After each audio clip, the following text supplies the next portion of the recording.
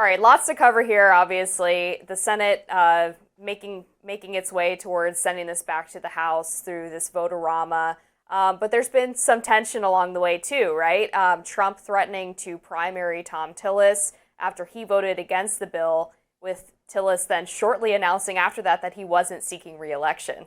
That's right. Well, first of all, I spent extra time trying to find things in the One Big Beautiful Bill that I could support, and there is a no tax on tips provision, so I support that.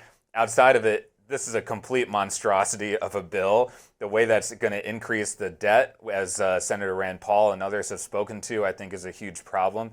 And on top of that, I actually had naively perhaps some hope that this administration, Elon Musk and Doge, might be able to take on the military-industrial complex. That is not happening. The military-industrial complex has beat Donald Trump. It has beat Elon Musk. This bill would increase spending for the Pentagon by hundreds of billions of dollars, $1 trillion budget for the first time ever in history. And I think that, among many things, is a problem. You've heard Senator Warren, for example, talking about people are going to lose Medicaid funding. You mentioned Senator Tom Tillis. He pointed out one of the reasons why he is opposing this bill are the cuts to Medicaid and how that's going to impact rural hospitals in his state. A number of these hospitals rely on that funding to stay alive, and they're going to be closing down. That's not good for rural Americans. I appreciate your point about the military-industrial complex. I do think defense spending was a huge missed opportunity for Republicans here, especially as you have an increasing number of the party's base, particularly among young people, who are very skeptical of foreign entanglements, who are very worried about what's happening with Iran and Israel and Trump's decision to strike Iran, and wanting to see that money pulled back or at least used more efficiently and effectively for keeping America first in mind. And that doesn't seem to be the case in this bill. I do think there are some good things in the bill. For one, border security is funded very significantly in this bill, which is a huge part of the president's agenda. I do think on the point about Medicaid funding for the states being pulled back, I understand the argument that some states have against that, but I also appreciate that they are adding this able-bodied work requirement, that they are making sure that it's not going, well, depending on what they decide to do with the parliamentarian and how they rewrite that clause, not allowing Medicaid to go to non-citizens seems like it makes sense to me. So I don't think it's all bad, but it certainly is not what we thought it was going to be when Trump was talking about it back in January or February. That's right. And part of the issue here, that why you're seeing at least a few Republicans rebelling from Trump on this, is just because there really was a hope that we could take on debt and deficits in a real and serious way.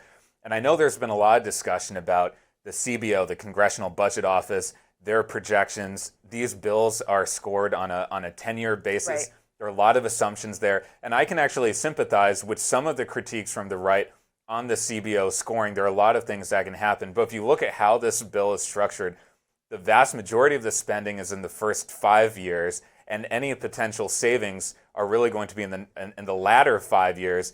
And I took an important note, I think, from Senator Paul on, given all of the uncertainty with those assumptions, let's at least look at the next year. And in the next fiscal year, it's increasing the deficit by $270 billion. That is a for sure thing.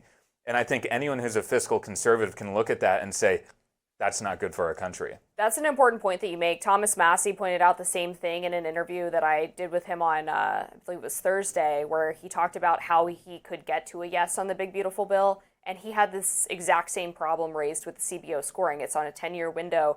And the no tax on tips, the no tax on overtime, the tax reform for seniors all expire after 3 years. So that adds to the deficit, right? When you have a tax cut, that adds to the deficit because it's lower revenue that you're bringing in. So when you score on a 10-year basis, suddenly that 3-year no tax on X, Y, and Z doesn't add to the deficit the way that it would if you were scoring on a 3 to 5 year basis. But let's be real, is Congress really going to vote or not vote to extend those provisions?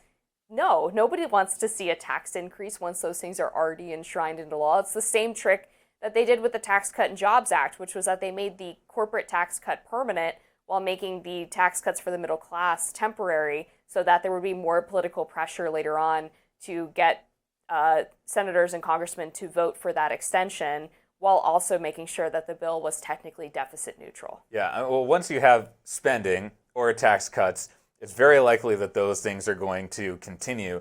The only constituency that doesn't get to, I think, benefit from that kind of situation are young people like yourself and me who are going to be carrying this debt burden longer term. And so whether it's a Democratic or Republican president, there's always going to be more and more deficit and debt spending, whether it's actual spending or tax cuts. And that's just not healthy. And I think when you look at what Senator Paul and Thomas Massie and others are trying to say, I think they are trying to be consistent. And I hate to see what's happening with Tom Tillis, because we need more independent-minded senators who are able to critique these bills when it's so massive and bloated as it is. It's really hard to have a rational discussion. And I would be in favor, by the way, of splitting this into smaller pieces so we can actually discuss and debate each piece. That's another thing Massie has proposed, which is having the president's agenda priorities in one bill and having the tax cut in there, and then having a separate bill for all the other spending, essentially. Yes, exactly. All right, can't take the heat. The Republicans seeking re-election after Trump launched a series of Truth Social attacks at him over the weekend.